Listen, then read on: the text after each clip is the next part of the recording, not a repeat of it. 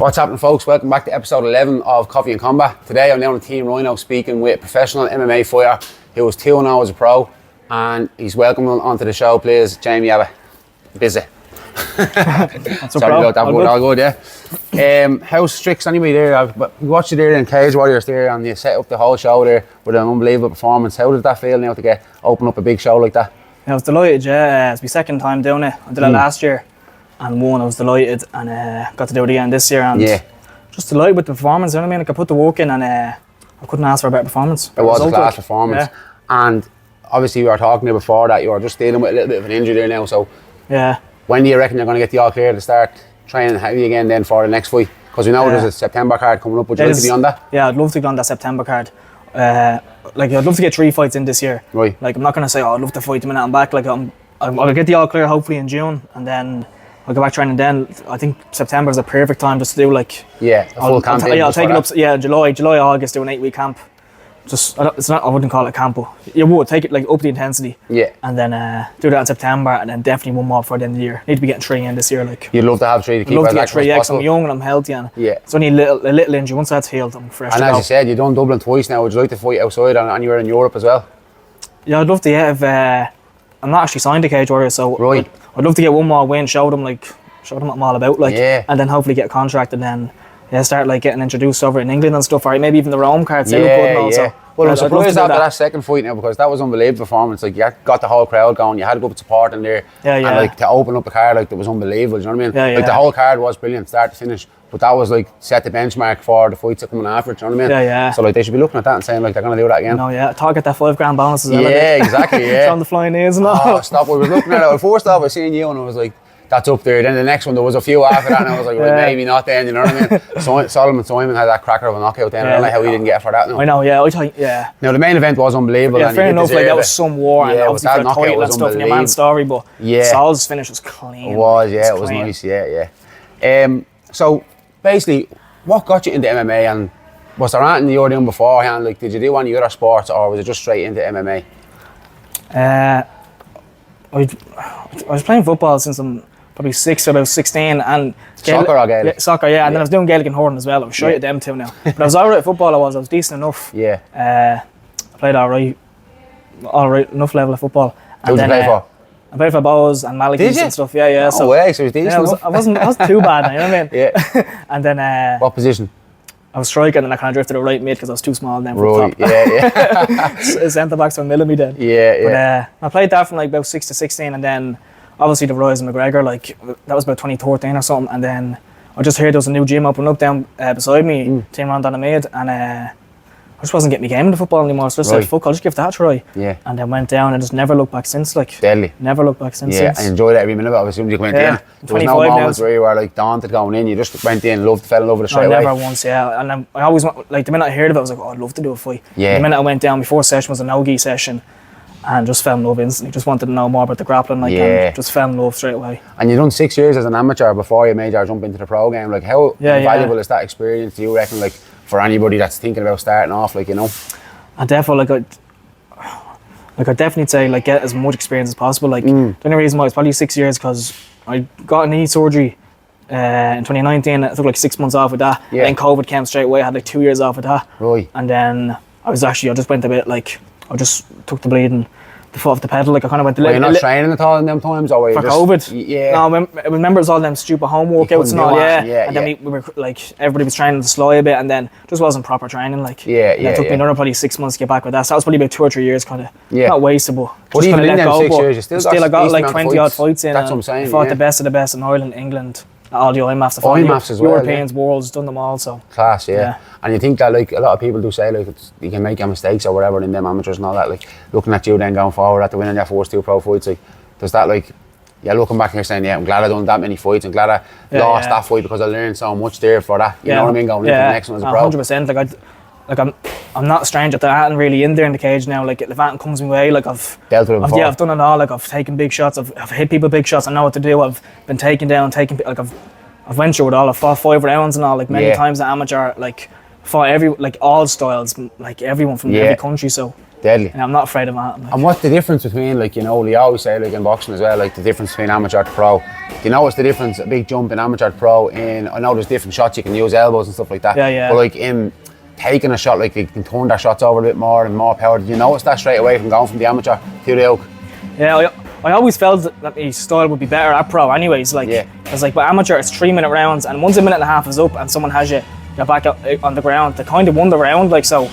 And then with pro as well, the smaller gloves you feel. If you hit someone, it's a stinging, like, it's like bare knuckle it is, like, getting smacked in the compared to the big ones. Yeah, it is, and then elbows and knees and stuff, but I just feel more comfier at pro, to be honest, like.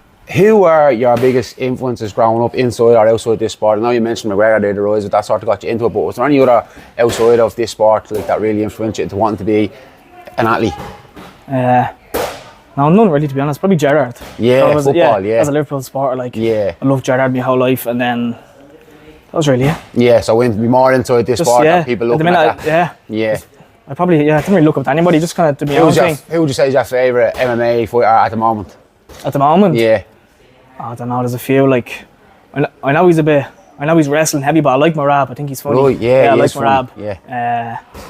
I don't know, I used to love, like, Dominic Cruz and stuff, and TJ Dillashaw. I used to love all them little lads, and obviously Demetrius Johnson, Henry Cejudo, so. But at the minute, I don't know, it's actually not, it's a bit. Gone flat at the moment. Yeah, it's gone a bit flat, I think. Yeah, it is, I'd have support, I'd say Paul Hughes, actually. Yeah, Paul Hughes, 100%, yeah. He's exciting to watch. He's exciting to watch, and he's Irish, he's one of our own. Exactly, you're back he's still good, But I'd say Paul Hughes. Good, like, I like watching him, I like his style. Yeah. It's just a pity that, like, whatever happened with the UFC, like, if he wasn't that, like, he'd be superstar 10 times more than he is already now. Like, you know what I mean? He'd fly up them rankings, he would. Like the likes of, like, him and Topuria, like, imagine that in the UFC. I know, like, that'd be unbelievable, like, you know. I've seen footage actually, they sparred each other over. They did, in Spain, Florida. wasn't it? Florida, was it? Yeah, defo. He'd hang in there with any of them top 10, top 15. So what does a typical day look like for you when you're training and fighting in a fight camp? Well, since last year, I've moved down to Kilkenny. I have lived down there, so I'd be only up here 3 days a week. I would on a Monday, Wednesday, and a Friday. But I left my job as well last year just to go full time at this. So I just train 2 or 3 times every day. Like, I'm up here on a Monday, do me morning sessions, me and the lads, and then the nighttime sessions, and then no-gi. Then Tuesday is conditioning days. I do my weights and my runs on Tuesdays. Wednesday's a bit of a rest day, but I still come up and do one-to-ones. And then just maybe some bag work or something just to keep ticking over. And what would be your least favourite of all those things to train? I'd say the weights. Yeah. I think it's just boring. Yeah, it is boring. I feel it's actually nearly a rest because you're not getting punched or kicked. Like, right, exactly. I just feel like that. Like even I love doing drills. Like, even though, you know, like doing reps of that and is a bit annoying, but lifting weights, I just find it so boring. And but it has to be done just to, you know what I mean, get them compound movements and stuff and everything. You mentioned there about leaving your job to do this full time, but obviously that helps with, like, your sponsors and all that as well. Do you know what I mean? Like, they obviously come on and give it a bit of a dig out, like, to be able to do that. Like, 100%. Yeah, like amateur, it's alright trying to get by because you're fighting on the local shows, but you're fighting on the big shows, and it is your whole career. Like you're living and breathing the life, and like every day you're just thinking of, like, winning, like just getting that win. So it wouldn't be possible without sponsors helping you. So just a big shout out to my sponsors there, and give them a shout there if you want. A shout out to Colin Healy from Colin Healy and Steers, Thomas Stapleton, Nilo and Mario from the Grange Barbershop, Noel Sunderland from Grapple City, and me board Paige looking after me. Deadly. Fair play, especially Paige. Make sure you should have done her first. So I always ask everybody this, but, like, some people say no and some people say they have deadly ones, you know what I mean? But have you any pre-fight rituals that you'll do, something that you always do that you would never change doing? No, never. None? No, never. I remember when I first started, I used to always think, I need to get a fresh haircut for a fight. Yeah. That's what I used to always think. Like, the first 3 or 4 fights, I used to think, I have to get a fresh fade just for the look, like, well, for pictures and all. Just like, you know yourself when you're getting them action shots, like.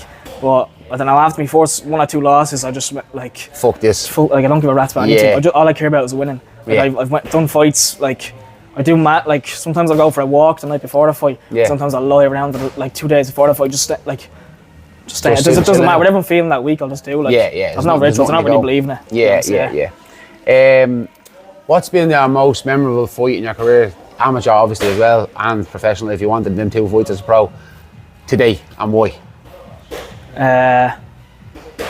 Probably just one fight. Any moment in any fight. Yeah, probably my pro debut because like at amateur, like I wouldn't say I was kind of hanging around the block, but I was amateur for pretty long, like, and just before I turned pro, I was on a 3-fight losing streak, like, I'm fighting the best. I was always fighting the best of the best and losing, like, if I'd lose it'd be a split decision, or it is a close decision, but I sent my pro debut because I took about, I was gonna stop, like, not stop, but I was like, I don't really have like what's next, like, I'm at the fighting everyone now, and I was like, right, I'll go pro now, but obviously it was hard to get confidence going into, like, your pro debut after coming off 3 losses, and I was like, I have to fucking win this, like, I have to, so like, you put pressure on yourself. I did, but I actually liked it a bit, and so my pro debut, it was some performance as well. I went out there, I don't think I got touched once again, like I didn't, and clean performance. Yeah, and a TKO, my first ever like kind of knockout, if you want, you know what I mean? And I was delighted with it, so I'd say my pro debut, so it was a long time coming, like. After that fight, did you think, like, fuck, we can do this now, we can actually it gave me the confidence, I was like, I can do this, like. So I knew I always could, but it actually gave me that proper confidence. I was like, I can definitely do this, like, I love the 4-ounce gloves, and I love actually the longer rounds, I actually like it, like, it's nice. That's class, and so that was, what would be, would you say, your short-term plans in MMA and your long-term plans in MMA? I'd say short-term plans, get signed to a decent promotion. Like Cage Warriors, I'd love to, because they're on UFC Fight Pass, and the lads in UFC are obviously looking at lads fighting in UFC Fight Pass, seeing who's the next wave coming through. So I look at the Cage Warriors like Borussia Dortmund and the UFC like Bayern Munich. You know what I mean? Yeah, like, it is the feeder. It's the feeder club. Yeah, like, you know what I mean? Like, but it's great like, to have as that. Much as it's like.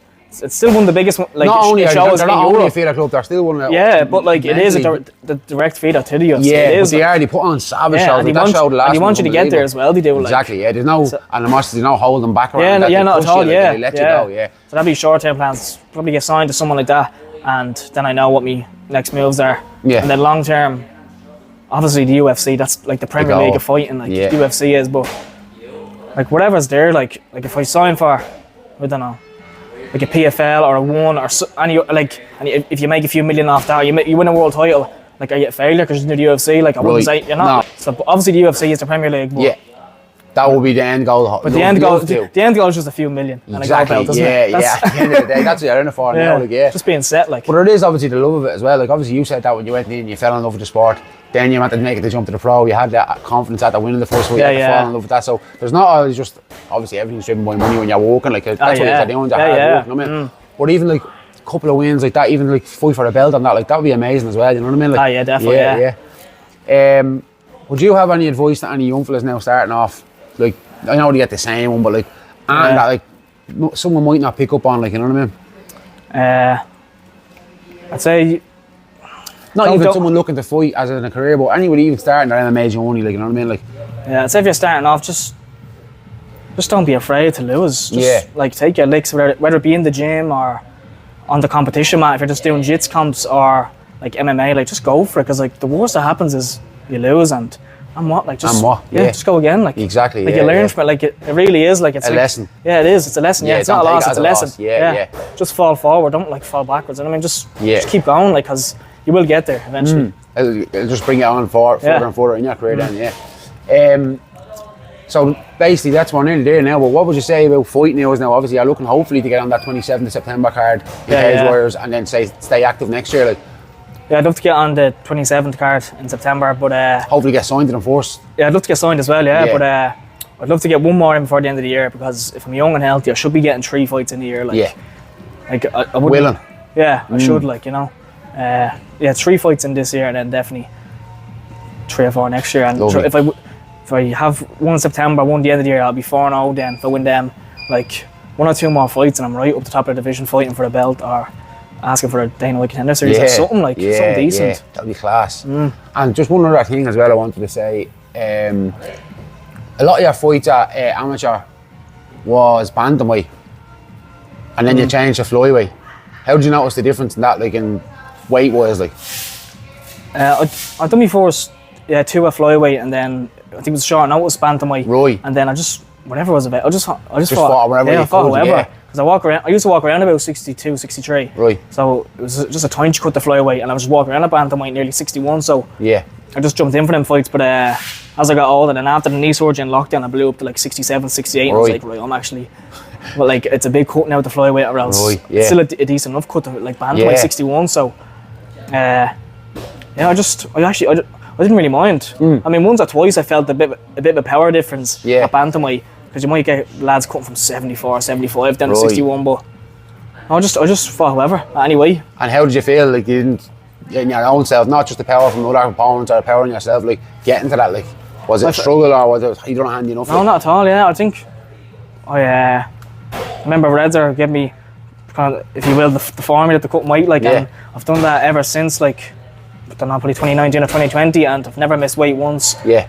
Over like about 22 fights, and I never missed weight, and I felt fresh every time, yeah. And how would your eating be, like, on our camp? Like, would you go mad, or would you just start to still keep it in a reasonable diet? I don't know, I try my best, but I do. I love the L jellies I do. Yeah. I love a cup of tea and a few bickies. Yeah. I'm not even mad on takeaway, I'm not. Just, I don't know. No, just munchies. Yeah. Just, someone was only saying this to us the other day, and me and my missus were laughing, like, I'm real savoury, I'm real sweet, I only like chocolate, I only like crisps. And we were looking at each other like, I will literally have Pringles, Minstrels, a big bag of jellies, and every sitting, like, you know what I mean? I'll eat all of it, like, you know what I mean? I'll eat a full bag of Red Doritos, a full Galaxy Caramel bar as well, like a cup of tea, in one sitting. Yeah, and you're not mad on takeaway, no?